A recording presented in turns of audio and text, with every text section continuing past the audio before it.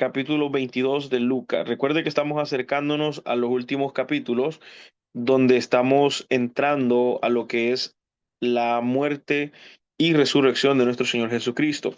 Am, para dar un poquito, un pincelazo nuevamente, estos últimos capítulos son cruciales porque el Señor revela muchísimas cosas que lo hemos estado viendo en los capítulos anteriores, sobre que Él revela acerca de los tiempos de tribulación, de gran tribulación, cosas que van a pasar en un futuro no muy lejano para nosotros, cuando cuando se termine o cuando pase la generación de los gentiles, cuando el Señor está hablando en los capítulos anteriores, anunciando su muerte, anunciando su resurrección y anunciando nuevamente su venida. Entonces, estos capítulos son cruciales para nosotros y más aún todavía leyéndolos en este mismo libro. Toda la palabra es palabra de Dios. Todo el libro que nosotros tenemos, que es un compendio de 66 libros, lo que llamamos Biblia, que Biblia eh, es un término griego que significa, y se dice biblos, que significa variedad de libros o muchos libros, o en este caso libros. Entonces, el compendio de todos los 66 libros que tenemos es palabra de Dios, pero cuando nosotros nos concentramos, por ejemplo, en el libro de Lucas, tenemos un relato bastante fehaciente, un relato bastante preciso, un relato bastante apegado a los hechos reales que sucedieron, porque el libro de Lucas es una investigación, pues, del mismo Lucas, que quien fue, se cree, fue discípulo directo de Pablo. Entonces, él se dedicó a investigar cada una de las cosas que están aquí escritas y por ende tenemos un relato más confiable, ¿verdad? De todas las cosas que sucedieron, confirmando así lo que los discípulos Mateo y Juan y el apóstol Pedro, Santiago también, lo que todos ellos escribieron. Lucas prácticamente digamos que lo confirma, ¿verdad? Porque él se puso a investigar todo esto. Entonces, cada palabra que está escrita aquí, que Jesús la dijo, creo que algunos tienen las palabras de Jesús en color rojo, cada una de las palabras que están escritas aquí y que Jesús las dijo, son palabras que han sido altamente investigadas y comprobadas por varios testigos para poder ser escritas y para poder ser entregadas a Teófilo, quien se cree pues era una persona de mucho rango, de un alto estatus social en aquel tiempo donde Lucas se dedicó a escribir este evangelio para entregárselo a Teófilo y así que Teófilo estuviera más tranquilo de conocer los hechos reales y precisos de la vida de Jesús. ¿Verdad? Eso es un dato que pues es bonito que vayamos nosotros conociendo, introduciéndonos más en lo que es el estudio de las escrituras. Bien, entonces vamos a dar inicio a la lectura sin más preámbulo, leyendo la palabra para la gloria del Padre, para la gloria del Hijo y con la revelación del Espíritu Santo. Del versículo 1 en adelante, mi Biblia dice como título, El complot para matar a Jesús. Dice que estaba cerca la fiesta de los panes sin levadura, que se llama la Pascua, y los principales sacerdotes y los escribas buscaban cómo matarle, porque temían al pueblo. Y entró Satanás en Judas, por sobrenombre Iscariote, el cual era el cual era uno del número de los 12, y este fue y habló con los principales sacerdotes y con los jefes de la guardia de cómo se entregaría. Ellos se alegraron y convinieron en darle dinero, y él se comprometió y buscaba una oportunidad para entregárselo a espaldas del pueblo. El complot para matar a Jesús. Mientras todo esto se suscitaba, Jesús estaba en el pensamiento de poder tomar la cena, lo que nosotros le llamamos la cena del Señor, lo que algunos le dicen la última cena, otros le dicen la Santa Cena, y así sucesivamente. Tiene diferentes nombres, pero el Señor estaba en ese momento en el que él iba a tomar la cena con el Señor, la Pascua, la fiesta de los panes sin levadura, que se le llama, para que usted pueda apuntarlo ahí si usted quiere conocer un poquito más, se le llama la fiesta de los panes sin levadura, es una fiesta que se celebraba cada año en Israel, se celebraba y creo que hasta el día de hoy todavía se celebra porque ellos están conmemorando el hecho de su liberación y la salida de Egipto. ¿Por qué los panes son sin levadura? Porque cuando ellos salieron de Egipto, no pudieron leudar la masa. Las masas se guardaban y se mantenían ahí, y cuando se iban a cocinar, se leudaban. Antes no se utilizaba como hoy en día, que tenemos el polvo de soda, o el polvo ¿cómo se llama? De levadura, para poder leudar la masa. Antes ellos leudaban la masa de otras maneras. Sacaban vinagre de algún tipo de fruta o algo por el estilo para poder leudar la masa, o simplemente utilizaban germen de trigo, o utilizaban algo por el estilo para que la masa se leudara. Pero en ese momento no pudieron hacerlo. ¿Por qué? Porque les tocó salir de Egipto, entonces no pudieron leudar la masa, y cuando ellos estaban afuera, entonces ellos comieron el pan sin levadura. Y eso era una representación de Jesús, porque la levadura representa el pecado en el ser humano, la levadura representa el pecado, pero Jesús no tuvo pecado. Jesús nunca pecó. Entonces, por esa razón, Él es un pan sin levadura. La Biblia dice que Él es el pan de vida. Entonces, pero este pan no tiene levadura, no tiene pecado. Entonces, miremos en el versículo 2, dice que los principales sacerdotes y los escribas buscaban cómo matarle porque temían al pueblo. Dice por aquí, muchas veces nos importa nuestra posición nos importa más nuestra posición que quien nos posicionó, o nos importa más nuestro llamado que quien nos llamó. Tenemos que tomar en cuenta, hermanos, de qué es lo que nosotros tenemos en nuestra vida. Si nosotros tenemos un cargo ministerial, si nosotros tenemos un liderazgo en la iglesia, si nosotros tenemos un cargo en nuestro trabajo, o hasta incluso podremos tener nosotros tal confianza con el jefe, que aunque tal vez no tengamos un cargo alto, pero sabemos que si vamos con nuestro jefe, nuestro supervisor, él nos escucha, y él toma en cuenta nuestra opinión más que tal vez de los demás. Entonces, a veces nosotros tenemos ese cargo, tenemos ese privilegio en la iglesia, donde sea, y a veces nos importa más el privilegio, o cuidar el privilegio, que cuidar la relación con aquel que nos dio el privilegio. Entonces, nosotros tenemos que tener cuidado, porque esto ya es un llamado de atención, una advertencia para todos nosotros los que somos líderes. ¿Por qué? Porque los principales sacerdotes y los escribas buscaban cómo matarle. Le tenían miedo al pueblo, porque el pueblo sí creía en él. Al principio el pueblo estaba creyendo en él, que él era el Mesías. Le gritaban Hosana, le hicieron una bienvenida grande, lo que le llamamos la entrada triunfal en Jerusalén.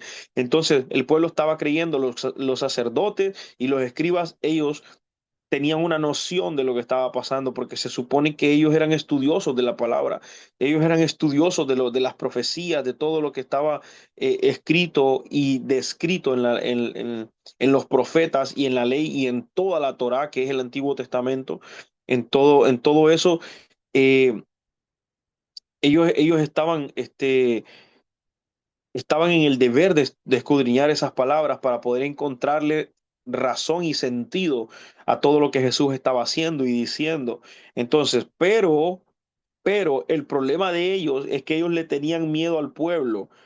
Esto nos da a entender a nosotros que si el temor que ellos tenían era un temor, o sea, humano propio, era algo que les importaba, que iba a pasar conmigo. Ay, es que yo soy, por ejemplo, nosotros podemos decir, oye, yo soy líder, están haciendo el llamado en el altar para que yo pueda, para pasar, para reconciliarme, o yo tal vez he fallado al Señor, no me he reconciliado, no le he pedido perdón al Señor. Ay, no, pero es que si yo paso al altar, ¿qué vayan a decir los hermanos si yo soy líder? Estamos cuidando más nuestra posición que aquel que nos posicionó. Estamos cuidando más nuestro llamado que nuestra relación con aquel que nos llamó. Entonces, ahí es donde nosotros tenemos que tener muchísimo cuidado, porque entonces, ¿qué es lo que estamos cuidando nosotros? A veces no tenemos el valor de quedarnos sentados y no tomar un privilegio. A veces venimos y lo ponemos al revés, esta situación. Y pensamos que si nosotros nos quedamos sentados va a ser mejor, en lugar de continuar avanzando, porque si nosotros nos quedamos sentados, lo que estamos haciendo es guardando un puesto. guardando nuestro propio llamado, nuestro propio testimonio, guardando lo que nosotros somos. No queremos seguir avanzando. ¿Por qué? Porque tenemos miedo de que en el camino se vayan a dar cuenta de las cosas que nos han pasado, de nuestras situaciones, de los problemas, de todas esas cosas. Entonces estamos cuidando nosotros más el llamado, el cargo ministerial que tenemos y no la relación con Él, no la relación con el Señor. A veces, incluso a veces se nos dice, usted puede predicar tal día, o usted puede hacer esto, o usted puede hacer lo otro. Y muchas veces nosotros tenemos la capacidad de decir que no. Muchas veces nosotros tenemos la capacidad de decir que no, y a veces no lo hacemos. No decimos que no. O sea, ¿por qué? Porque nos importa más cuidar nuestro testimonio. Y eso es algo que pasa muchísimo, algo que a mí me pasó bastante mientras iba caminando en el Evangelio, mientras iba caminando, mientras iba creciendo en el Evangelio, empezaban a surgir surgir los cargos en la iglesia, al punto de que yo recuerdo que a mis 23 años yo fui nombrado como consejero en la iglesia. Y honestamente, habían veces que yo me portaba mal, incluso en cuestión de mi relación, por ejemplo, con mi mamá. Mi mamá, o sea, era una relación bastante volátil. Mi mamá casi que no quería mucho con Dios, y yo sí. Y había muchos altercados ahí. Son cosas que, como dijo Pablo, me voy a gloriar en este momento de mi vergüenza. Me voy a gloriar de mi debilidad. Entonces, les comento, o sea, ¿qué sucedía? Yo prefería estar sentado. Yo prefería estar ahí cuando ya hacían el llamado o cuando tocaba servir. Yo prefería estar sentado mejor porque quería cuidar el testimonio, no quería equivocarme por haber fallado, por haber pecado, por haber faltado el respeto a mis padres, qué sé yo. Entonces, yo cuidaba más mi llamado que mi relación con el Señor, que mi relación con aquel que me llamó. Yo cuidaba más mi cargo. Entonces, los escribas y los fariseos estaban haciendo eso. Sí, ellos le daban la oportunidad al Mesías, después de todo lo que les había dicho el Mesías, de todo lo que les había dicho Jesús, que eran víboras, sepulcros blanqueados y un montón de cosas, hipócritas y todo eso. Después de todo eso que les había dicho el Señor, ellos decidieron mejor cuidar lo que ya tenían en lugar de transformar sus vidas. Ellos decidieron cuidar el cargo que tenían en lugar de proclamar como rey aquel que los había puesto en el cargo. Para ellos era mucho mejor porque iban a perder su estatus, iban a perder todo. Entonces, a veces nosotros estamos demasiado cómodos con con nuestro cargo, con nuestro llamado. Estamos demasiado cómodos al punto de que nos importa más nuestro cargo que nuestra relación con el Señor. Y muchas veces venimos nosotros y lo que hacemos es que vamos a orar hasta el día en que nos toca servir. Vamos a buscar del Señor hasta el día en que nos toca servir. O si la otra semana me toca predicar a mí, entonces esa semana sí yo empiezo a buscar, empiezo a leer. Una vez que ya no prediqué, del día siguiente en adelante ya no hago nada. Ya no volví a orar, ya la Biblia se me llenó de polvo. ¿Por qué? Porque solo lo hice para cuidar mi cargo, porque como soy el líder de caballeros, como soy la líder de damas, como yo soy el líder de jóvenes, entonces tengo que estar ahí y cuidar mi cargo frente a los demás, pero mi relación está rota, mi relación con el Señor. Entonces tenemos que cuidar eso, tenemos que tener mucho cuidado con nuestra relación con el Señor. El verso 3 dice, la Biblia, en la versión la traducción lenguaje actual, menciona que Satanás entró en el corazón de Judas y puso una idea de hacer maldad. Aquí nos damos cuenta de que los malos pensamientos provienen de Satanás, no solo de nosotros mismos. Así que al momento de luchar contra esa rebeldía o mala conducta de un hijo o de cualquier otra persona, ataquemos directo a las intenciones de Satanás, ya que nuestra lucha no es contra la persona, sino contra lo espiritual. Efesios capítulo 6, versículo 12 nos enseña que nuestra lucha no es contra sangre ni carne, sino contra principados, contra potestades, contra huestes espirituales de maldad en las regiones celestes. Entonces, cuando nosotros empecemos a luchar, eh, nosotros tenemos que atacar el problema de raíz. Tenemos que atacar el problema de raíz, porque cuando uno va al médico, imagínese que usted está enfermo y le da fiebre. Usted puede tomar medicina para la fiebre, pero si a usted le da fiebre, lógicamente es porque hay una infección. Entonces, en lugar de atacar directamente a la fiebre, vamos a atacar a lo que le está dando fiebre, que es la infección. Entonces, el médico receta medicina para la infección y gradualmente la fiebre va a bajar. Entonces, es lo mismo cuando de repente nos encontramos con personas que están en cuestión de rebeldía o mala conducta, o personas que tienen pensamientos malignos, personas que de repente piensan hacerle mal a uno. Entonces, uno tiene que atacar a esa raíz, a esa fuente, que es Satanás poniendo pensamientos malos en el corazón. Pues, o sea, a veces hay padres, yo me he topado con padres que ellos dicen, yo no aguanto mi hijo que está tan rebelde. No es su hijo, es el enemigo que está tratando de meter pensamientos malos en su cabeza. Eso es, no es tu esposo, es el enemigo que está tratando de meter pensamientos malos en su corazón. No es tu esposa, es el enemigo que está tratando de meter pensamientos malos en su corazón. Por esa razón, cuando dice la palabra que Pedro se le puso enfrente al Señor y le dijo, yo no voy a dejar que tú vayas a la cruz y que tú vayas a morir. Jesús le dijo a Pedro, aléjate de mí, Satanás, porque me eres piedra de tropiezo. Pero ¿quién estaba enfrente de él? Estaba Pedro, no estaba Satanás, pero Jesús sabía que Satanás estaba poniendo cosas en su cabeza, estaba poniendo malas intenciones en su corazón. ¿Por qué? Porque el Señor tenía que morir para que entonces nosotros pudiéramos tener redención. Si Pedro lo hubiese detenido en ese momento, no hubiera habido redención para nosotros.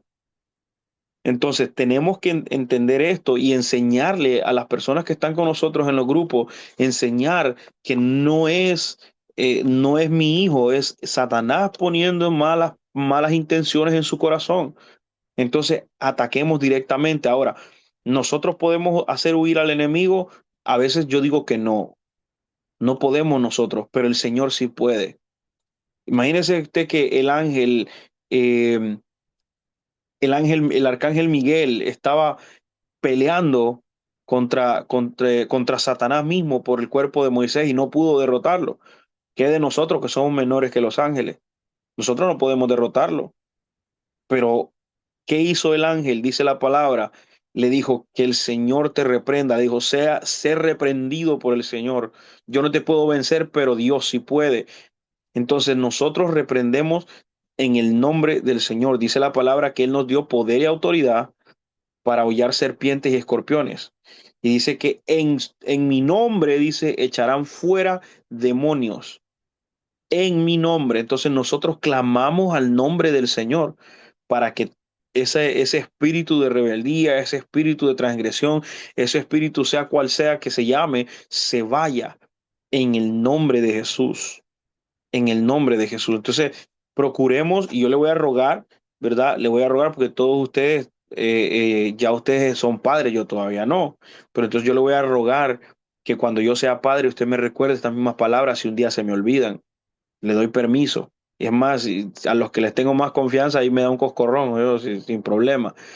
¿Y por qué? Porque tenemos que tener paciencia con nuestros hijos, porque no son ellos, es el enemigo tratando de inmiscuirse en su corazón y en sus pensamientos, ¿verdad? Para hacer cosas malas. Entonces tengamos un poquito de paciencia, un poquito de piedad y misericordia con nuestros hijos de repente. Vamos a continuar la lectura. Vamos a ver cuántos más tenemos por aquí conectados. Eh, Bien. Vamos a continuar la lectura del verso 7 en adelante. Verso 7 en adelante dice la palabra como tema, como título tiene aquí en mi Biblia, la institución de la cena del Señor. Dice, llegó el día de los panes sin levadura en el cual era necesario sacrificar el cordero de la Pascua. Y Jesús envió a Pedro y a Juan diciendo, id y preparadnos la Pascua para que comamos. Ellos le dijeron, ¿dónde quieres que la preparemos? Él le dijo, he aquí, al entrar en la ciudad, os saldrá al encuentro un hombre que lleva un cántaro de agua. Seguidle hasta la casa donde entrare y decida al padre de familia de esa casa, el maestro te dice dónde está el aposento donde ha de comer la Pascua con mis discípulos. Entonces él os mostrará un gran aposento alto, ya dispuesto, preparada allí.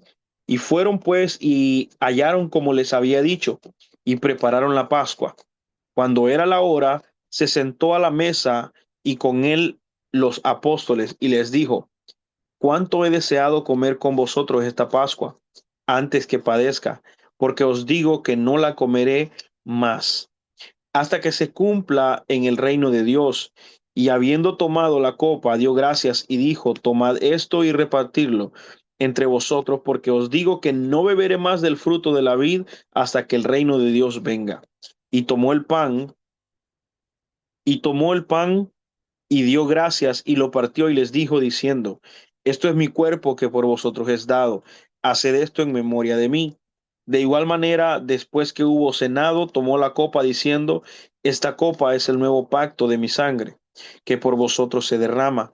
Mas he aquí la mano del que me entrega está conmigo en la mesa. A la verdad, el Hijo del Hombre va según lo que está determinado, pero ay de aquel hombre por quien es entregado. Entonces ellos comenzaron a discutir entre sí quién de ellos sería el que había de hacer esto. La institución de la cena del Señor. Imagínese estar comiendo con su enemigo, sabiendo que uno de los que están ahí lo iba a entregar, lo iba a vender, lo iba a traicionar. Imagínese qué tremendo esto. Pero más sin embargo, el Señor aún así lo invitó. Eso es am, eso es algo tan precioso porque aún así, cuando nosotros cometemos errores, cuando nosotros hemos fallado, aún así el Señor nos invita a sentarnos a la mesa a comer con nosotros, aún sabiendo que lo vamos a traicionar de repente en algún momento. Mire el versículo 7. Versículo 7 dice, llegó el día de los panes sin levaduras, en el cual era necesario sacrificar el cordero de la Pascua. Recordemos que el sacrificio del cordero en la Pascua era una representación de lo inevitable que ya estaba establecido, el sacrificio de Cristo. ¿Sabe que había algo tan tremendo? Porque cuando estaba estudiando esto, el que específicamente el versículo 7. El número 7 es número de plenitud, es número de perfección. El número 7 es el número de una obra acabada. Ese es lo que simboliza, lo que significa el número 7 que cabalmente cae aquí en este verso. Pero me llama la atención porque esta palabra resonaba en mi corazón cuando yo lo estaba escribiendo. No la quería escribir en el resumen, pero resonaba demasiado y era la palabra inevitable, inevitable. Y eso me llamó mucho la atención porque pienso yo que el padre trató de evitar de cualquier manera el sacrificio del Señor. Porque si nosotros nos damos cuenta, Él mandó profetas para que guiaran al pueblo e hicieran que el pueblo, que las personas se alejaran y se apartaran de sus malos caminos. No quisieron hacerle caso a los profetas. Moisés estableció las leyes, no quisieron seguir las leyes y al final las leyes se volvieron demasiado duras. Y el Señor instituye que se tiene que sacrificar un corderito. Todo, o sea, cada cierto tiempo se sacrificaba un corderito por los pecados, por los pecados. Entonces, el Señor trató de evitar que su hijo tuviera que padecer todo esto y morir por una humanidad que es una humanidad rebelde, una humanidad eh, tan oscura, tan manchada. O sea, que a veces pareciera que al querer evitarlo, parecía como que no valiera la pena el sacrificio. Y mejor prefería sacrificios de animales como ovejitas, corderitos, tórtolas y así sucesivamente, tratando de evitar. Pero hay una situación tan preciosa porque el Señor toma en consideración el sacrificio de Abraham, porque Abraham está a punto de sacrificar a su único hijo y el Señor ve una luz de esperanza en la humanidad, una luz de esperanza en la humanidad al saber de que este hombre, este hombre por mandato de Dios pudo o quería o estaba a punto de sacrificar a su hijo solo porque él se lo había pedido. Vio esa esperanza de que la humanidad podía restaurarse, pero la humanidad se perdió más y vemos que la humanidad se sigue perdiendo cada vez más. No hubo más remedio y aún así el, yo pienso que la oración de Jesús en el Getsemaní es decirle al Señor, pasa de mí esta copa sin que yo la beba, pero que se haga tu voluntad y no la mía. Pienso que el Señor le estaba diciendo, Padre, si es posible, haz, haz un último intento de evitar esto. Has tratado de evitarlo durante miles de años, pero tal vez puedas hacer un último intento para evitarlo. Y el Señor dijo, no, ya no, no se puede. Esto es lo último. Por eso dice la palabra que ¿cómo escaparemos si nosotros despreciamos esta salvación tan grande? ¿Cómo vamos a escapar nosotros si despreciamos esta salvación tan grande? Porque el Padre entregó lo más preciado que tenía. Porque yo creo que lo mejor, la opción más viable ante todo esto era desarmar y deshacer toda la creación y volver a hacerla de nuevo. Mas, sin embargo, por su amor, no lo consideró de esa manera, sino que buscó la forma de redimirnos a nosotros. Imagínense con cuán amor nos ha amado el Padre. Solo es cuestión de que nosotros tratemos de pensar en eso un poquito y vamos a encontrar ese amor divino. Entonces, era inevitable que el Señor viniera a la cruz. Mire lo que nos dice el versículo 11. Y decida al padre de familia de esa casa, el maestro te dice dónde está el aposento donde he de comer la Pascua con mis discípulos. Este es un llamado al padre de familia. Cuando el maestro pregunte por el aposento que hemos preparado, ¿qué le vamos a contestar? Esto es un llamado de atención para los padres de familia. Si usted tiene padres en su célula, en su grupo de crecimiento, este es un llamado de atención para los padres, específicamente para el varón, el padre de familia, el hombre de la casa, la cabeza del hogar. Este es un llamado de atención. Y como vuelvo y le repito, pasados los años, yo le ruego, le pido, guarde esto en su memoria. Recuérdeme estas palabras, si a mí un día se me olvidan. Pero lo que la palabra está haciendo aquí es un llamado de atención. Es decir, cuando el maestro pregunte dónde está el aposento donde voy a comer, dónde está la casa donde voy a morar, ¿dónde está? ¿Dónde está la familia que estás preparando para que yo more en ella? Al padre de familia se le dice, ¿dónde está ese lugar donde Jesús va a morar? ¿Dónde está? Cuando el Señor nos pregunte como padres, cuando el Señor nos pregunte dónde está, ¿qué le vamos a contestar? ¿Qué le vamos a decir? Imagínense, eso es tremendo. Como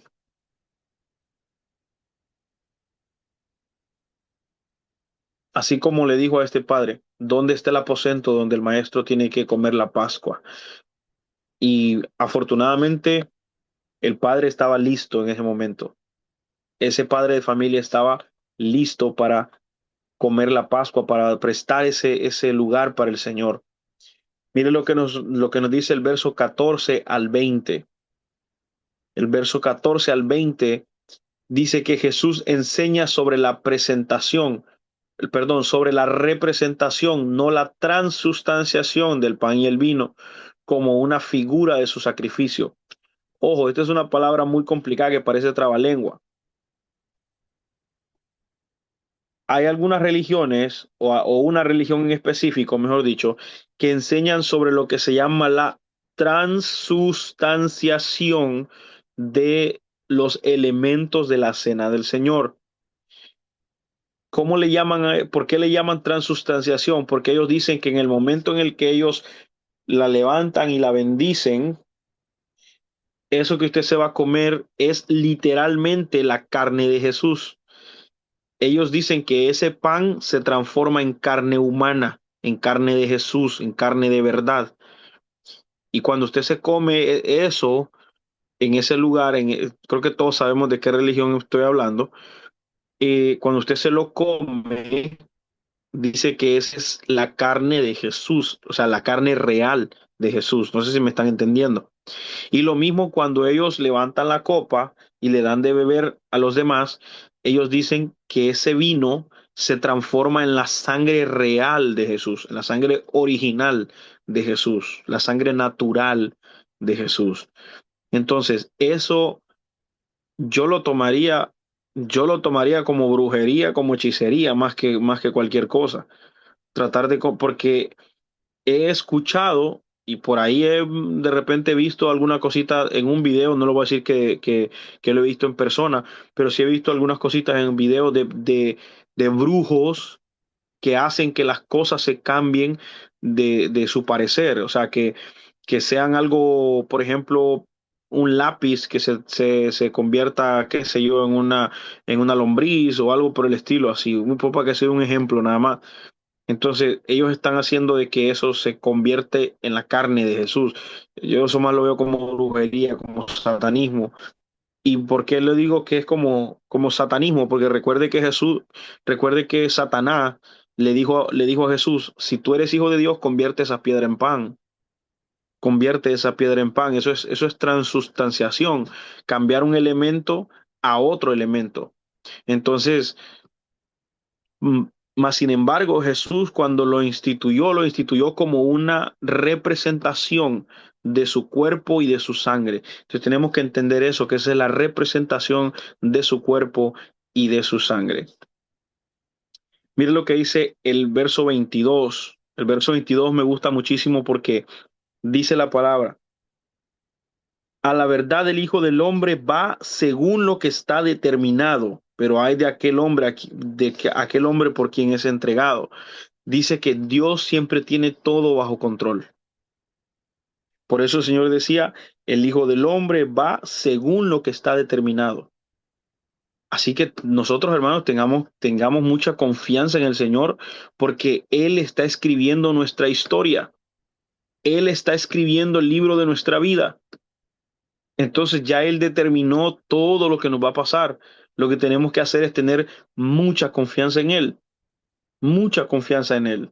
Siempre se me ha gustado decirle a las personas en algún momento, si, si, si a ti te dieran la oportunidad de leer, de tener el libro donde está tu vida completa, ¿te atreverías a leer el final?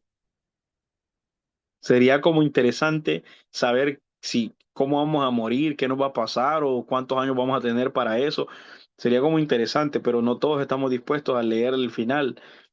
Tal vez leeríamos el pasado para reírnos de todo lo que pasó, de oye, si no me acordaba de esto, yo a qué hora, y yo no, yo a qué hora, ¿cómo se llama? No, ¿cómo? O sea, ¿en qué momento? Tal vez eso pasaría, pero en Dios todo ya está determinado. En Dios ya todo está determinado. Ahora, nosotros, porque esto es algo importantísimo. ¿Por qué?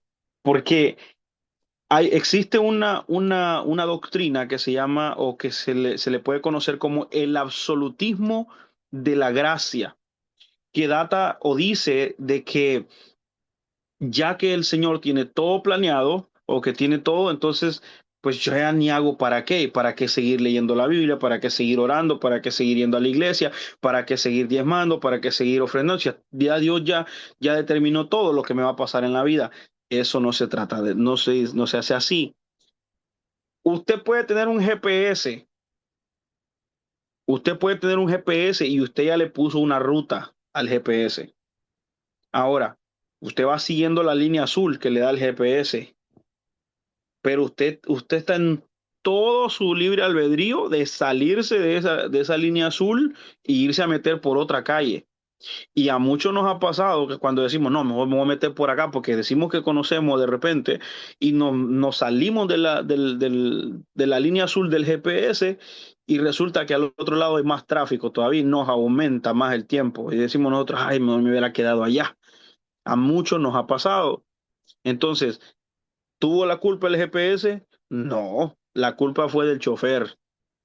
Entonces, el absolutismo en la gracia del Señor no existe, porque el Señor nos llena de su gracia y nos hace vivir bajo su gracia, pero nosotros somos los que decidimos salirnos de su gracia. ¿Me entiende? Entonces ahí hay una diferencia tremenda, hay una diferencia muy grande, que aunque Dios ya tenga todo planeado y establecido para mí, somos nosotros los que nos decidimos salir. Yo conozco una persona que desde que sus hijos nacieron, les planeó todititita su vida. Y esta persona trabajaba muy duro, muy fuerte y acumulaba bastante plata, bastante dinero acumuló para que su hijo estudiara y se convirtiera en, qué sé yo, tal vez un prominente médico, así, porque ya tenía todo planeado ya. Pues el hijo se le fue de la casa, no quiso seguir estudiando. Y entonces, ¿de qué le servía tener todo ese montón de dinero ahí en el banco? Dice que para la universidad y para que sacara su tesis y su doctorado y fuera, y ya tenía todo planeado. A qué escuela iba a ir, entonces, todo. Que el hijo se fue de la casa, no quiso seguir estudiando, se hizo de su esposa y creo que terminó trabajando, si no me acuerdo, no sé si en un supermercado. No es por denigrar a las personas que trabajan en un supermercado, pero no era el plan que tenía la mamá. Entonces, ahí es donde nosotros nos damos cuenta de que por mucho aunque Dios tenga todo planeado para nosotros, nosotros somos los que decidimos irnos del camino. Y el tiempo se nos va acortando y al final nos salimos nosotros del propósito completo de Dios. Pero si nosotros decidimos estar bajo el control de Dios, bajo la voluntad de Dios, nos tenemos que dar cuenta de que ya Él tiene todo planeado, predestinado para nosotros, ¿verdad? Entonces, es importante que entendamos eso nosotros y que le hagamos entender también a las personas que están congregando con nosotros en la célula. Muy bien. Hasta aquí, en este momento, me gustaría preguntarle si alguno de ustedes tiene alguna duda, alguna pregunta o algo que le gustaría aportar hasta esta parte de aquí, hasta este momento. ¿Alguien por ahí que tenga alguna duda, alguna sugerencia, algún comentario que quiera hacer?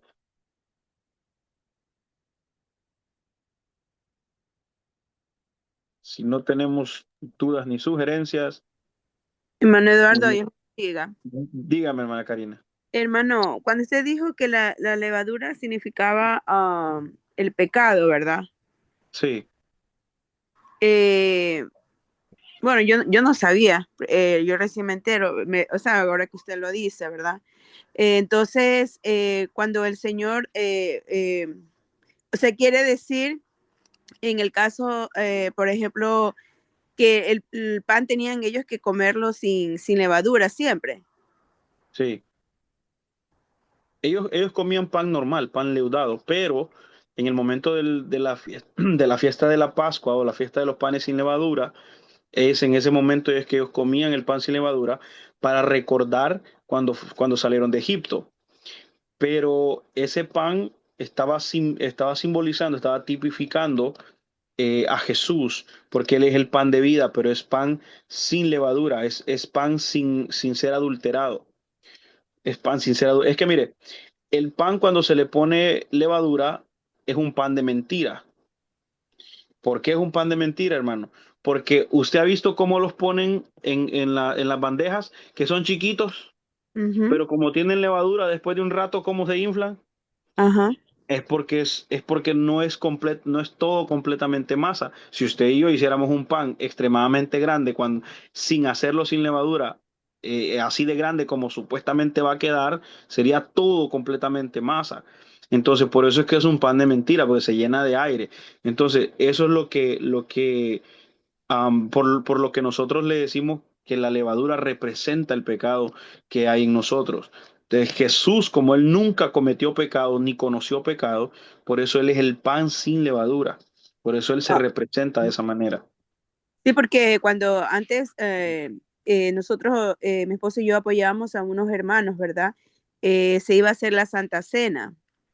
Y en la Santa Cena, una de las hermanas que estaba asistiendo a la iglesia le dijo al pastor que ella no iba a comer de esa, del, del, del pancito ese que dan como bueno, ahí en la Mm, iglesia, ¿verdad? sí. Le dijo porque eso tiene levadura y ella fue llevando un pan que dijo que ese pan sí no tenía levadura. Bueno, si ella lo considera de esa manera, Ujú. yo considero que el pancito que viene en la Eh, copita, Ajá. eso no tiene levadura, eso es como un hojaldre que se hace para multitudes, para que todos puedan compartir. Porque lo más recomendable sería que ahorita que somos pocos, que se pudiera hornear un pan sin levadura y se cortara en los pedacitos así y se pusiera en las bandejas y que cada quien tome un pedacito. Pero también se puede utilizar ese sustituto. Recordemos que esto solo es una representación, es una representación. Yo no creo que Dios se vaya a enojar con nosotros si utilizamos eso, que obviamente no tiene levadura, pero o que Dios se vaya a agradar más de ella porque está utilizando un pan así horneado en casa. Yo no creo que Dios vaya a hacer una distinción porque al final de todo, lo que Dios pesa antes de cualquier cosa es la intención de nuestro corazón. Ante todo, lo que Dios pesa es eso. Porque, por ejemplo, muchas personas, y ahí es donde nosotros tenemos que tener cuidado por las blasfemias contra el Espíritu Santo. Cuando estuvimos en tiempo de pandemia, que estuvimos todos encerrados, Ujú. algunas personas querían tomar la Santa Cena, pero no tenían vino. Afortunadamente en mi casa, por ejemplo, a mí siempre me ha gustado el vino, entonces siempre he mantenido un par de botellas de vino en mi casa. Entonces, nosotros pudimos tomar la cena del Señor en la casa, con la familia, pero había personas que no tenían. Incluso habían personas que dijeron que, que, que habían utilizado soda de uva. Y dirán, hermano, pero ¿cómo es posible que la intención de su corazón era consagrarse al Señor? La intención de su corazón era hacer eso en un momento de tanta desesperación que había. Yo no lo voy a juzgar. Si solo, perdóneme, yo sé que tal vez va a sonar muy fuerte también. Y si no tenían otro pan más que una semita,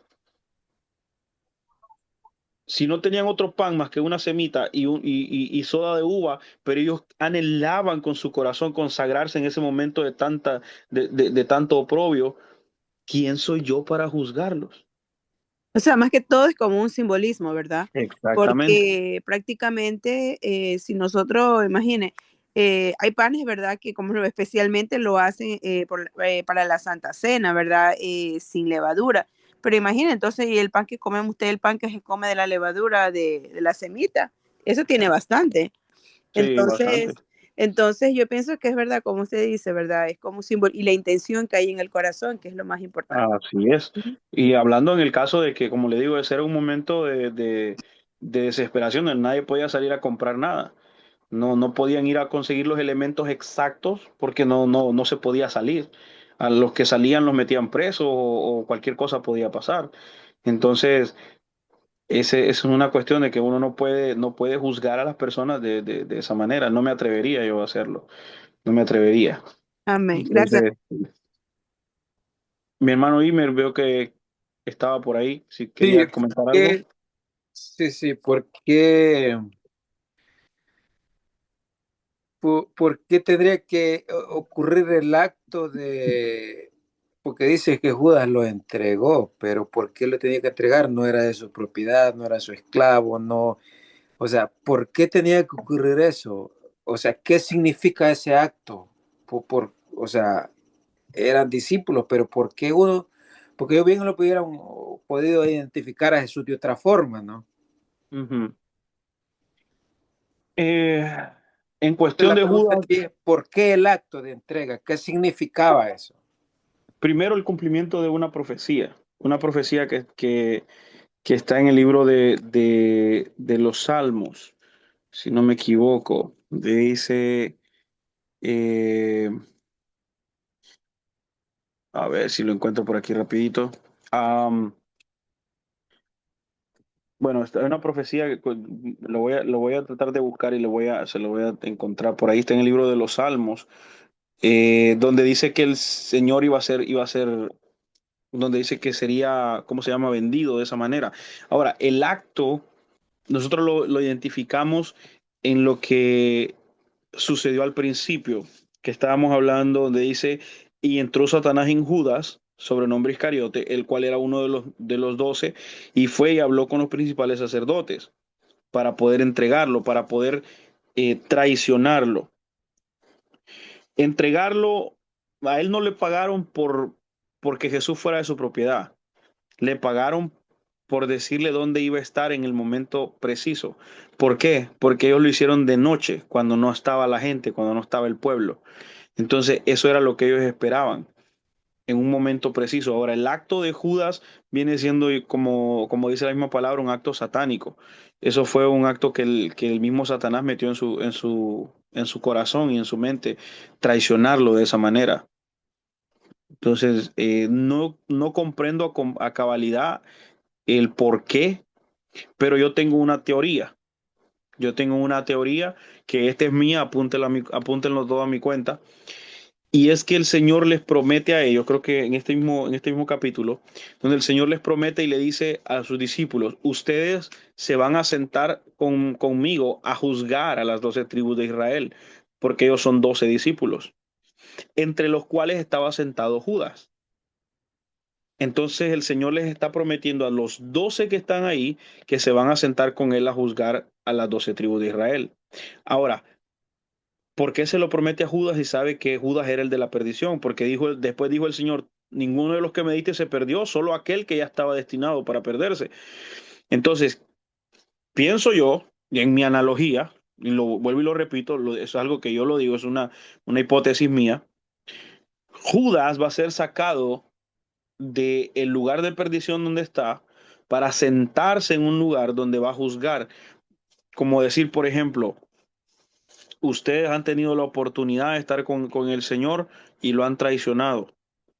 Él va a tener el criterio moral para poder lanzar a cualquiera a la condenación por haber traicionado al Señor, por haberlo negado, por haberlo dejado, por haberlo abandonado.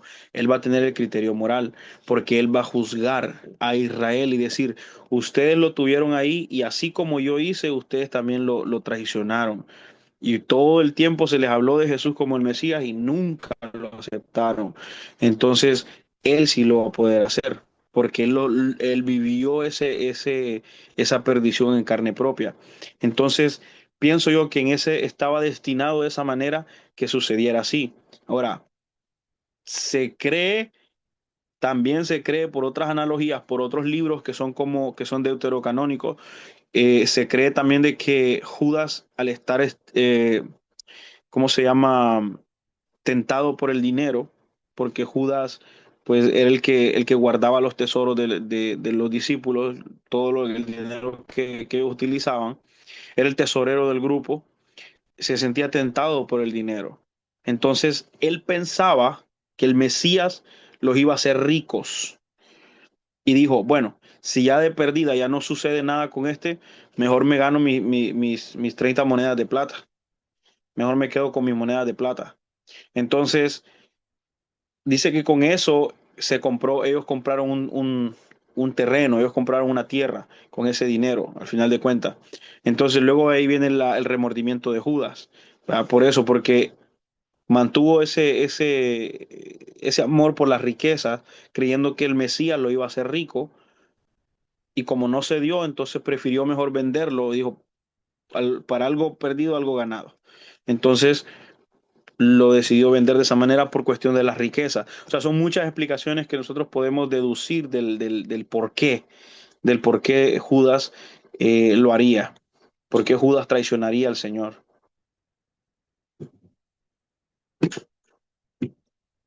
¿Estamos bien? Bien. Ok, entonces vamos a continuar. Hermano Eduardo, Am, dígame, última pregunta, perdón. Cuando usted dígame. dijo que Judas había, como quien dice, el nacido ya para la perdición, Sí, eh, también he escuchado cuando mucha gente a veces dice, no, es que ya hay también hay mucha gente que ya nacieron para la perdición, o sea que no no todos, ¿verdad? Vamos a ser salvos. O sea, hay gente que ya sí, nació porque hay gente mala que se arrepiente, ¿verdad? Se sí, arrepiente sí, y salva. Y ha sido gente bien mala que podemos decir que no, uno en lo, ah, ¿cómo podría decir? O sea, uno diciendo esa persona no tiene perdón de Dios, ¿verdad? Pero para Dios usted sabe que si alguien se arrepiente, será salvo. Pero dice que hay correcto. personas que ya han nacido para la perdición mismo. Y hay Ese- personas que ya nacieron para eso, hay personas que la verdad que ya no alcanzaron redención. Y nosotros podemos ver a personas en la historia, hermana. Por ejemplo, se cree, por ejemplo, que Stalin, por ejemplo, de la Unión Soviética, hablando de Hitler también, por ejemplo, son personas que se cree que ellos ya fueron para la condenación. Por ejemplo, el Buda o incluso hasta el profeta Mahoma, fueron personas que ya están establecidas o que ya nacieron para eso, para una perdición, que tuvieron la oportunidad de cambiar su destino, sí, sí, pero no lo hicieron. Entonces, siempre Dios le pone a todos, siempre les pone este, am, siempre les pone la opción de poder cambiar y redimir su destino, pero al final muchos no lo reciben. Al final muchos no lo reciben. Y pues Judas fue uno de estos.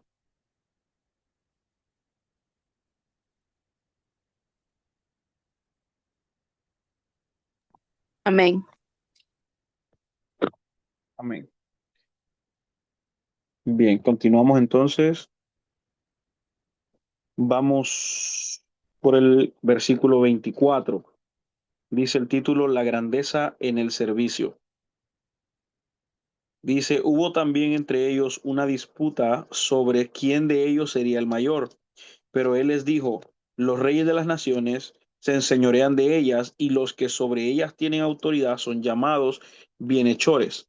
Mas no así vosotros, sino sea el mayor entre vosotros como el más joven y el que dirige como el que sirve. Porque ¿cuál es mayor, el que se sienta a la mesa o el que sirve? ¿No es el que se sienta a la mesa? Mas yo estoy entre vosotros como el que sirve. Pero vosotros sois los que habéis permanecido conmigo en mis pruebas. Yo pues os asigno un reino como mi Padre me lo asignó a mí, para que comáis y bebáis en mi mesa, en mi reino, y os sentéis en tronos juzgando a las 12 tribus de Israel. Era lo que estábamos hablando ahorita hace poco. Entonces, mira lo que dice el verso 26. Verso 26 dice, mas no así vosotros, sino sea el mayor entre vosotros como el más joven y el que dirige como el que sirve. Esto es un dilema tremendo, hermano.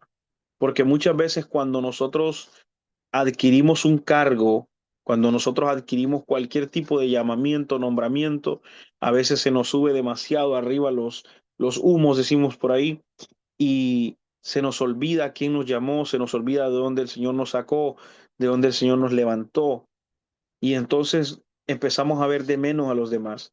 Si nosotros queremos ser grandes ante los ojos del Señor, para ser grande debemos nosotros servir. Como decía nuestro querido obispo Raúl Alcerro, el que no vive para servir, no sirve para vivir. Nosotros, hermanos, tenemos que aprender a servir, tenemos que aprender a ser serviciales de cualquier manera. Eso es algo que el Señor nos manda a nosotros, servir a nuestros hermanos. Si usted cree que usted tiene un cargo, el cargo que usted tiene o el privilegio que se le ha dado, sea cual sea su nombre, ese privilegio es para que usted sirva más, para que usted sirva más, no para que le sirvan a usted. Se lo pongo como ejemplo. Va, por ejemplo, recuerdo una vez que yo platicando con el Señor, así como nuestro hermano Imer nos contaba, así de repente, como en broma, le dije yo al Señor, Señor, qué barbaridad. Yo todo el tiempo le llevo agua al predicador y cada vez que yo predico nadie me puede llevar agua. Entonces el Señor me dijo, bueno, pues si es que tú eres el que lleva el agua, ¿por qué no la llevas tú? No te sirven las manos, ¿por qué no te llevas tú tu agua? ¿Quieres que te sirvan o para qué te subes al altar a predicar? ¿Para que te sirvan? ¿Para que te vean grande? ¿Para que te vean sobre todos los demás? ¿O porque como el altar es alto, tú te sientes que estás por encima de ellos? Y entonces yo así como le digo al Señor, "Ay, Señor, ya como usted no se puede bromear, así por las buenas cualquiera. Yo voy a llevar mi propia agüita, pues. Porque entonces ¿a qué venimos? ¿A servir o a ser servidos? Pensemos muy bien en eso. ¿A qué venimos nosotros a servir o a ser servidos? Mi hermana Karina, me continúa la lectura, por favor, en el verso 31 al verso 34. Amén. Ok, dice, Jesús anuncia la negación de Pedro. Dijo también el Señor, Simón, Simón, Simón, Simón, he aquí Satanás os ha pedido para, para zarandearnos como a trigo, pero yo he rogado por ti que tu fe no falte y tú, una vez vuelto, confirma a tus hermanos. Él le dijo, Señor, dispuesto estoy a ir contigo, no solo a la cárcel, sino también a la muerte. Y él le dijo, Pedro, te digo que el gallo no cantará hoy antes que tú niegues 3 veces que me conoces. Amén. Bueno, ahí nos damos cuenta de que estas cosas sucedieron en secreto. Recordemos que estas cosas pasaron en secreto, en la oscuridad y la penumbra de la noche y de la madrugada. Entonces el Señor le dice a Pedro, Pedro, tú me vas a negar, antes de que el gallo cante, me vas a haber negado 3 veces. Entonces, mire, en el verso 31 y 32 dice, el enemigo pide la oportunidad de zarandearnos y Dios muchas veces lo permite para probar nuestra fe. ¿Qué significa o qué es zarandear? Zarandear es, no sé cómo le llamarán en sus países, es como un colador, como un pascón, no sé cómo le dicen, un cernidor, le dicen en algunos lugares. Am, a ver, a ver, a ver, a ver. Por el trapiche. No, el trapiche es una rueda grande que gira una sobre la otra, que aplasta para sacar el jugo. Pero este es como una zaranda, un colador. Como un Todos sedazo, sabemos como un como sedazo cuando... un sedazo. ¿Saben lo que es un sedazo? Ajá, claro. Ok, otra, vamos a ver. Ah, bueno, hermana Heidi, usted hace café, ¿no? Usted ha hecho café, ¿verdad? Ok.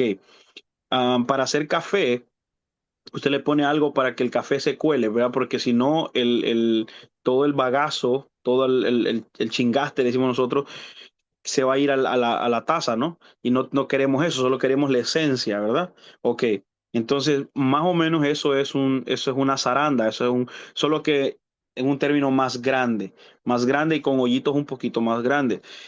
Eso lo utilizaban con el trigo. Después de que el trigo era aporreado, después de que ellos le hacían así. ¿Por qué lo hacían de esa manera? Porque como a veces la cizaña crecía con el trigo y la cizaña se parece al trigo, pero la diferencia es que la cizaña no tiene fruto adentro, no tiene semilla.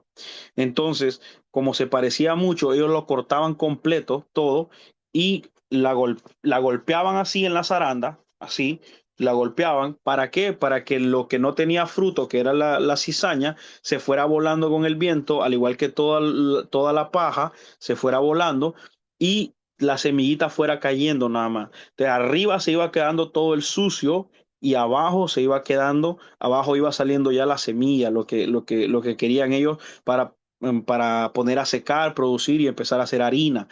Entonces, del trigo. Entonces, por eso es que dice la palabra, el enemigo ha pedido para zarandearos como al trigo, pero yo he rogado para que tu fe no falte, para que tu fe no falte. Entonces, Dios permite muchas veces que nosotros seamos zarandeados para eso, para que nuestra fe pueda ser probada. para que nuestra fe pueda ser ejercitada. En esos momentos donde se nos zarandea para ver de qué estamos hechos, para ver si somos cizaña o si somos trigo, para ver si tenemos fruto o no tenemos fruto. Se nos zarandea a nosotros a veces. Yo como les he comentado sobre la situación a veces en mi trabajo, y hace poco yo tuve una situación y, llegó mi jefe y yo le dije voy a ir a desayunar y me fui para la cafetería. Tenía tantas ganas de llorar, tenía tantas ganas de llorar porque de la impotencia de saber que yo no puedo pagar mal por mal, de saber que yo no puedo hacerle daño a esta persona. Yo tenía ganas de llorar porque yo decía, Dios mío, ¿hasta cuánto voy a soportar? Pero es que el Señor prueba nuestra paciencia. Recuerde que el fruto del Espíritu es amor, paz, paciencia, benignidad, templanza, dominio propio, y por ahí van hasta que son 9. Entonces, todos esos frutos tienen que ser probados y tenemos que ser zarandeados para que caiga solamente el fruto que se necesita. Entonces, si nosotros estamos pasando por una situación difícil es porque el enemigo nos está zarandeando, pero ojo, que primero le pidió permiso al Señor y el Señor le dio el permiso para zarandearnos. ¿Para qué? Para poder ejercitar nuestra fe. Ahí mismo me llama mucho la atención en el verso 32. Dice que llama la atención que el Señor, que cuando regresemos de donde hemos caído, que afirmemos a nuestros hermanos con empatía, recordando que nosotros pasamos por ahí también. Imagínense cuántas personas, a mí me ha pasado, yo conozco tanta gente, he visto tantas personas que ellos han cometido errores gravísimos. Y cuando una persona cae, cuando una persona peca, cuando una persona eh, comete un error delante del Señor, lo primero que hacen es juzgarlo, gritarlo, ponerlo en disciplina y un montón de cosas, cuando se nos olvida que nosotros estuvimos ahí también. Se nos olvida que nosotros estuvimos comiéndonos la comida de los cerdos en algún momento y juzgamos a la persona porque acaba de llegar de estar en ese cernil. Entonces, ¿por qué nosotros hacer eso? Por eso el Señor le dice en el verso 32 que cuando tú regreses, cuando tú vuelvas, cuando ya el zarandeo termine, le dijo, tú puedas venir y confirmar, o sea, afirmar a tus hermanos, poder decir, poder ponerle la mano en el hombro a un hermano y decirle, lo entiendo, hermano. Entiendo por lo que está pasando, no se preocupe, estamos aquí para orar por usted, vamos a pelear esta buena batalla juntos. No, al contrario, decimos, lo que pasa es que usted no quiere dejar ese vicio. ¡Qué barbaridad! No, es que usted no quiere dejar eso. Que usted no quiere que... hermano, tranquilo. Nosotros estuvimos en un tiempo de pecado, en un tiempo de angustia, en un tiempo de dolor y no la pasamos bien. Muchas veces anhelábamos tener ese abrazo que nunca nos dieron. Por eso cuando yo estoy con los jóvenes, y yo estoy con ellos, trato de entenderlos, de escucharlos, de amarlos lo más que puedo, porque tal vez ellos no tienen un hermano mayor. Y a mí me hubiera encantado tener un hermano mayor a quien contarle mis cosas, a quien estuviera ahí para protegerme, para cuidarme, para ayudarme. Entonces yo me determiné a mí mismo ser el hermano mayor para los demás que yo nunca tuve. Eso se llama empatía, que muchos podemos tener. Muchos podemos tener. Si una persona tuvo un vicio, o si una persona desafortunadamente engañó a su esposa o cometió el acto de adulterio, fornicación, qué sé yo, y conoce a otra persona que está pasando por lo mismo, dígale, hermano, luchemos juntos. Yo también estuve por ahí, yo también pasé por el valle de la desesperación, pero el Señor me libró. Yo sé que Él puede hacer lo mismo con usted. Venga, vamos a orar. Vamos a leer la palabra, vamos a escudriñar las escrituras, pero no juzguemos, no crucifiquemos a nadie, no lo hagamos, porque ¿qué fue lo que le dijo Jesús a la mujer adúltera? ¿Dónde están los que te condenan? Ni yo tampoco te condeno. El que podía condenarla no la condenó. ¿Y quiénes somos nosotros para juzgar los actos de error de cualquiera de nuestros hermanos? Entonces tengamos mucho cuidado porque con la misma vara que medimos, dice la palabra, vamos a ser medidos. Tengamos mucho cuidado. Hermana Heidi, ¿me ayuda con la lectura del verso 35 al 38? Anda malita de la garganta. Bueno, hermano Imer, ayúdeme entonces, por favor.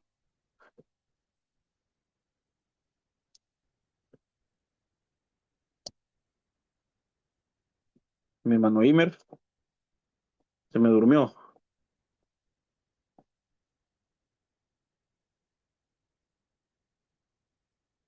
Vamos a ver quién tenemos por ahí, hermano. Yo leo Ah, ok, vamos, hermano Imer. bendiciones. Ok. Bolsa, alfajor y espada. Y a ellos dijo, cuando os envíe sin bolsa, sin alforja y sin calzado, ¿os falta algo? Ellos dijeron, nada. Y les dijo, pues ahora el que tiene bolsa, tómela y también la alforja. Y el que no tiene espada, venda su capa y compre una. Porque os digo que porque es necesario que se cumpla todavía en mí aquello que está escrito. Y fue contado con los inicuos,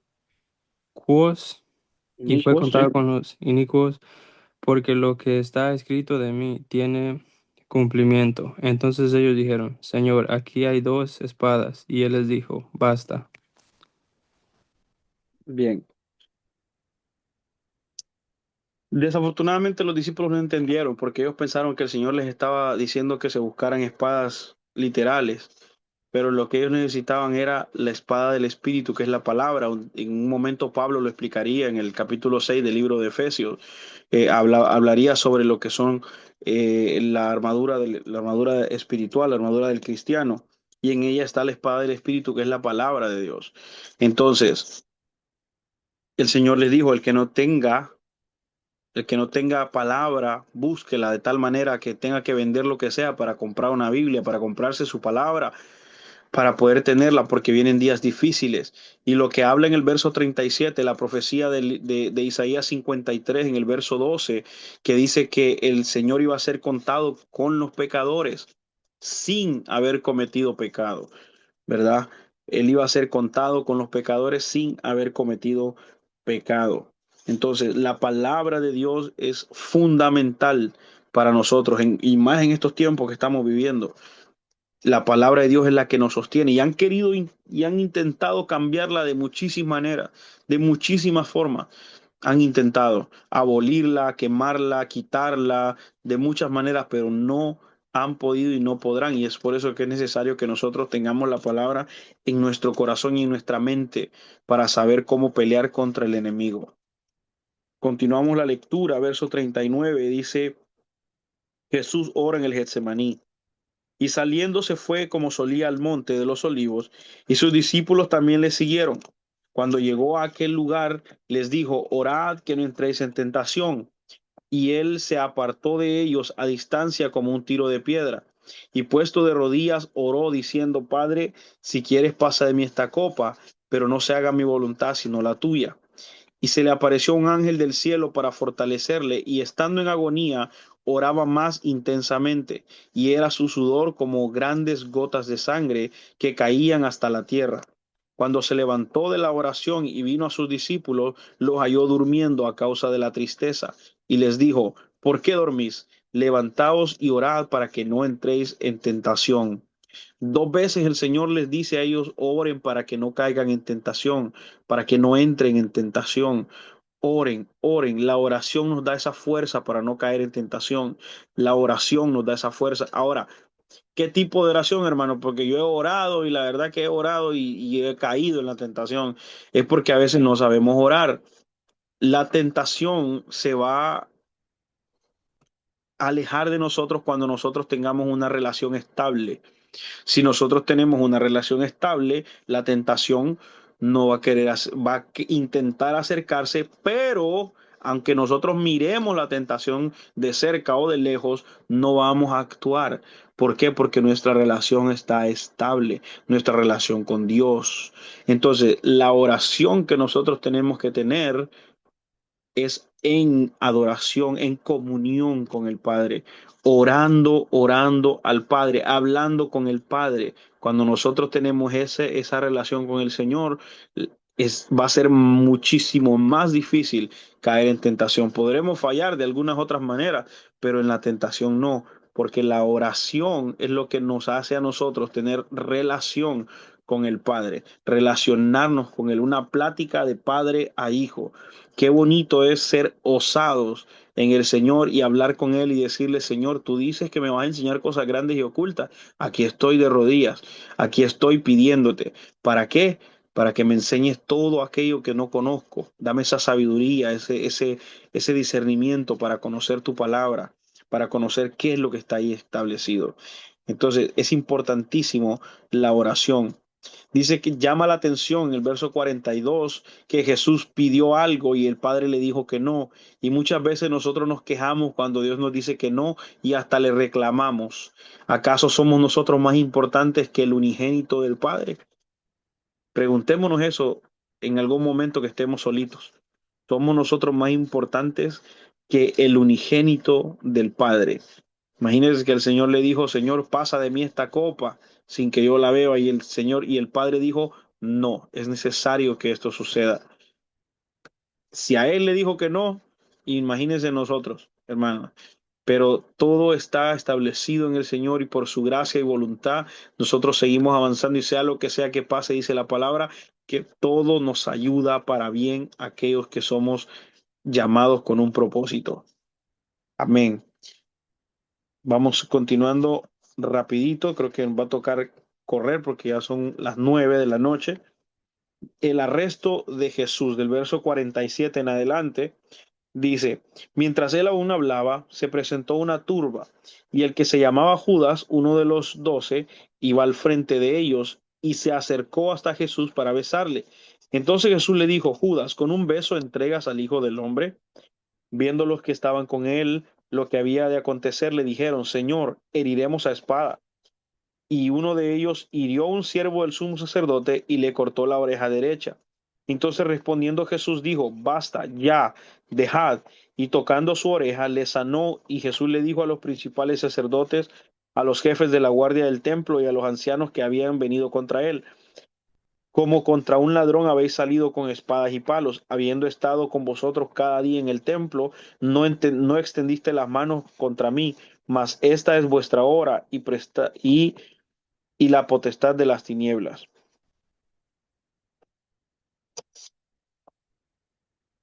Aquí nosotros nos damos cuenta, mire, cuando Jesús dice la palabra que le dijo a los discípulos, basta, que dejaran, nos damos cuenta de que el Señor no andaba buscando espadas humanas para la protección, sino que estaba hablando en los versículos anteriores sobre la espada del Espíritu, o sea, su palabra, es lo que estaba hablando.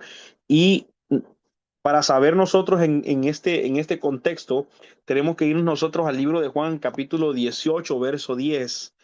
Libro de Juan, capítulo 18, verso 10, donde el escritor menciona explícitamente quién fue el que el que dañó a uno de los guardias del templo, uno de los siervos directos del sumo sacerdote.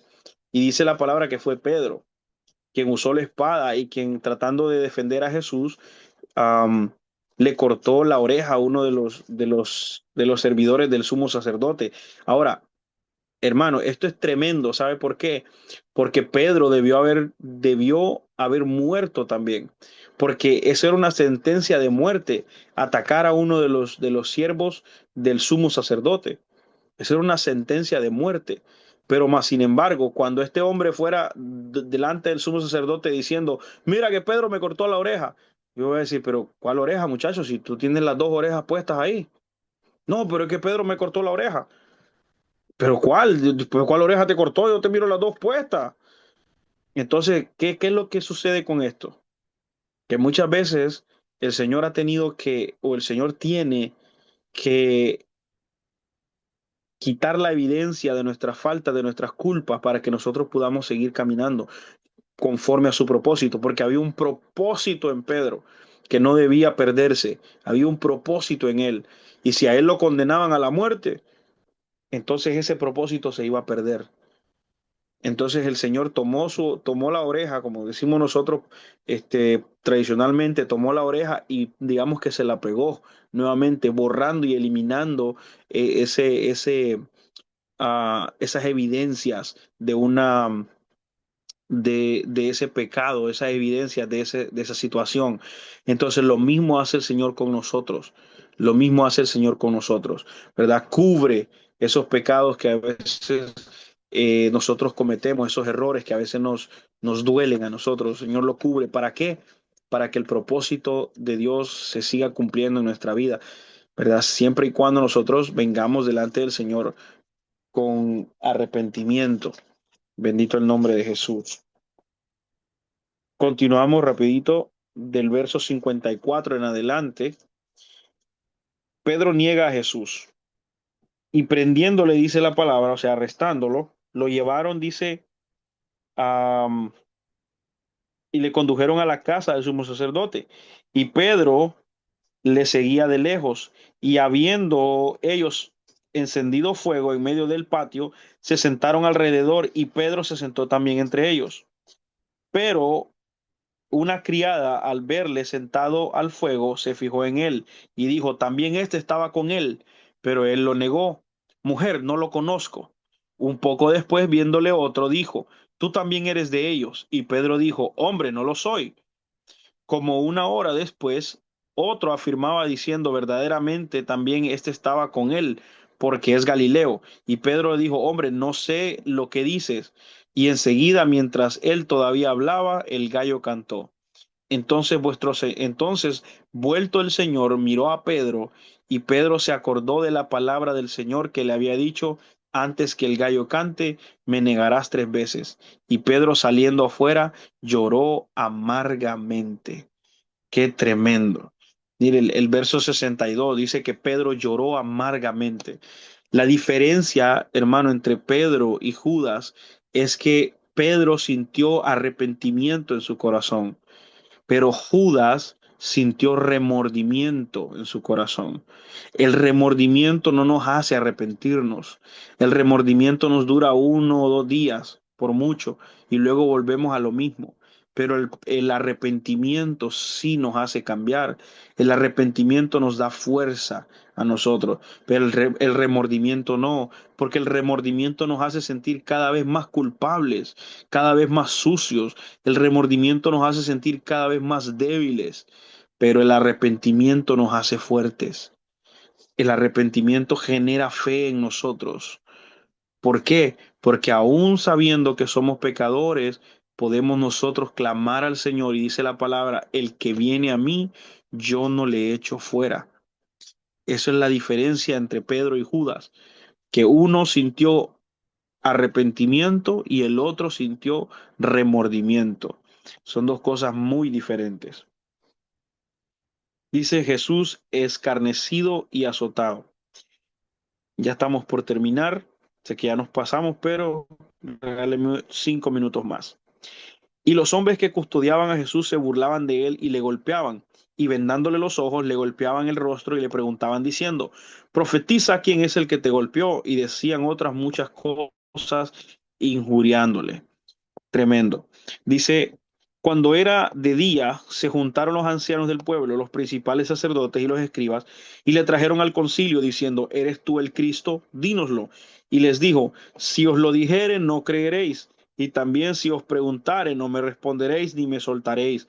Pero desde ahora el Hijo del Hombre se sentará a la diestra del poder de Dios. Dijeron todos, luego eres tú el Hijo de Dios. Y él les dijo, vosotros decís que lo sois. Entonces ellos dijeron, ¿qué más testimonio necesitamos? Porque nosotros mismos le hemos oído de su boca. El verso 67 y 68 me llamó mucho la atención. Se puede notar la tristeza en las palabras de Jesús al escuchar una pregunta que ellos ya sabían la respuesta. Sintió tristeza y desilusión que ellos, conociendo las escrituras y viendo lo que hacía, no le conocieron a él. Mientras estudiaba este capítulo, puedo decirle, perdóneme si se suena como a jactancia, pero ya había leído muchas veces este pasaje, pero hasta esta vez que me detuve a leerlo, sentí esa tristeza en las palabras del Señor, esa tristeza de que esto le estaban preguntando, ¿eres tú, eres tú, eres tú?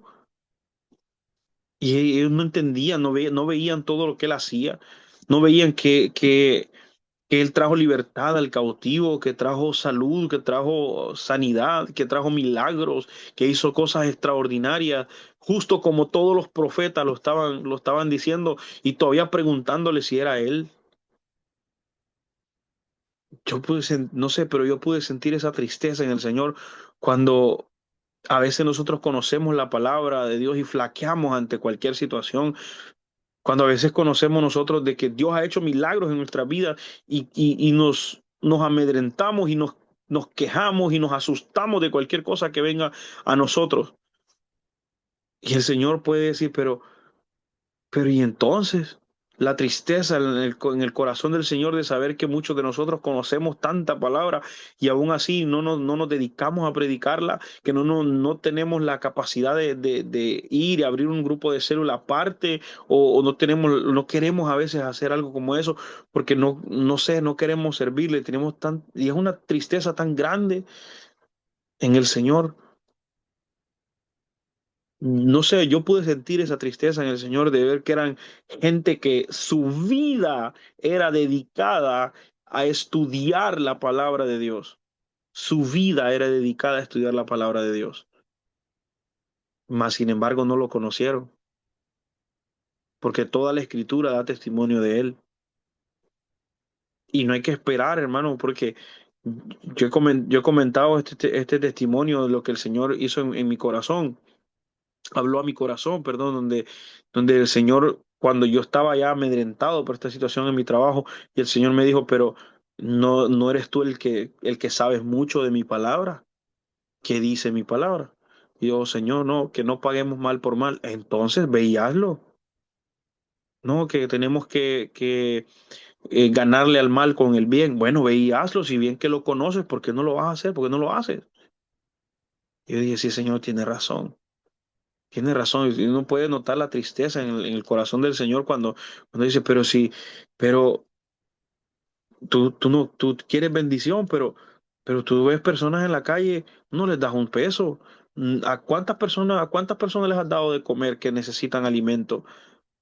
No dices que conoces mi palabra, no dices que quieres. Hay leyes que están establecidas. Si tú das, dice la palabra que el que le da al pobre a Jehová le presta y Jehová pagará. Dice la palabra que si llevamos los diezmos va a haber alimento y Él va a reprender al devorador. Dice la palabra de Dios que Él se va a acordar de nuestras ofrendas en el momento de la angustia. Imagínense qué tremendo, hermano. Entonces, si nosotros conocemos y viene la tristeza del Señor, Señor, pero Padre, ¿por qué me está pasando todo esto, Señor? ¿Por qué estamos en este momento? Pero es que, hijo, pero es que hay cosas establecidas que no las estás siguiendo porque no quieres. ¿Qué tengo que ver yo con eso? ¿Qué tengo que ver yo con eso si tú no estás siguiendo las cosas que ya están establecidas? Entonces es importante, a mí me llamó muchísimo la atención eso, ese sentimiento de tristeza en la voz del Señor mientras hablaba con los fariseos, preguntándole, ¿eres tú el Señor? ¿Eres tú el Mesías? ¿Eres tú el Hijo de Dios? Ya tenían que haberlo sabido desde el principio, pero se hicieron de la vista gorda, se hicieron los ciegos delante de su propio cargo. Bueno, esto así es, ¿verdad? Esta es la clase de esta noche. Ya se nos pasó el tiempo, pero no sé si alguno de ustedes quisiera agregar algo, si alguno de ustedes tiene alguna otra pregunta, o si no, pues damos por terminada la clase y, y pues nos vamos a dormir. Entonces, vamos a orar rapidito sin antes, pues, mencionarles que muy pronto voy a tener una pequeña conferencia entre